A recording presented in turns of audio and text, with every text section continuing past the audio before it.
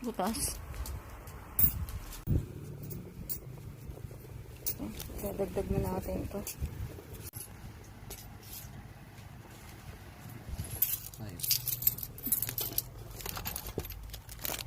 Kuha tayo dito sa naipon ni Daddy.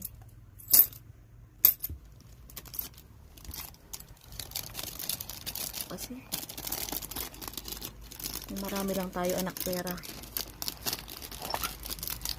Diba? Kaya mag-aral kang mabuti anak na makatulong ka sa taong may sakit. Ito. Uy, kuya, ito. Mga 200 pa yata ito.